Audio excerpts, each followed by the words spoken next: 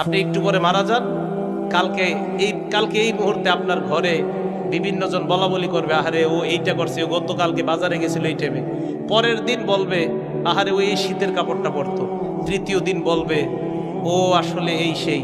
চতুর্থ দিন ভুলা যাবে আস্তে আস্তে। পঞ্চম দিন মোটামুটি আস্তে আস্তে 1-1.5 মাস যাবে। গতি পৃথিবীর মতো চলতে থাকবে, আকাশ আকাশের মতো থাকবে, বাতাস বাতাসের মতো থাকবে।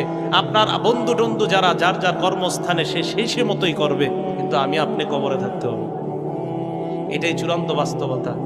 ইমানদারকে যখন বলবে আমি ইমানদারকে সত্যায়ন করলাম, আমার ইমানদার বান্দা যা বলছে সত্য কথা, এই কথা বলার পর আল্লাহ বলেন আফরিশুহু মিনাল জান্নাহ, আমার ইমানদার বান্দাকে কবরের মধ্যে দুনিয়ার মানুষ 3টা পাতলা কাপড় দিয়ে পাঠাইছে। আল্লাহ বলবে আফরিশুহু মিনাল জান্নাহ, আমার বান্দার কবরে আমার বান্দার শরীরে জান্নাতের পোশাক পরায়া দাও। এরা পাতলা কাপড় দিছে, ওকে জান্নাতের পোশাক পরাও। আফরিশুহু মিনাল জান্নাহ, তার কবরে জান্নাতের বিছানা বিছায়া দাও। ওয়ালবিসুহু মিনাল জান্নাহ ওয়াফতাহু লাহু বাবান ইলাল জান্নাহ। দেখেন কি কয়, ইমানদার বান্দার কবর থেকে জান্নাত পর্যন্ত একটা দরজা খুলে দাও, জান্নাত থেকে যেন ইমানদার বান্দা জান্নাতের নিয়ামতগুলো দেখতে পায়।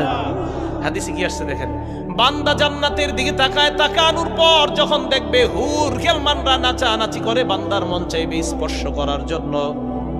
আল্লাহ বলবে থাম থাম, নাম কানাউমাতিল আরুস, বাসর রাতের দুলার মতো ঘুমিয়ে যা। লা ইউকিজুহু ইল্লা আহাব্বা আহলিহি, যাকে তার প্রিয়তমা ছাড়া অন্য কেউ ডাক দেয় না। আরে এই হাদিসের উদ্দেশ্য হলো কবরের মধ্যে তোমার প্রিয়তমা কেউ নাই, আমি আল্লাহ তোমার প্রিয়তম হয়ে গেলাম। আল্লাহ প্রিয়তম, আমি কিয়ামতের মাঠে তোমাকে উঠাবো, ঘুমাও ঘুমাও।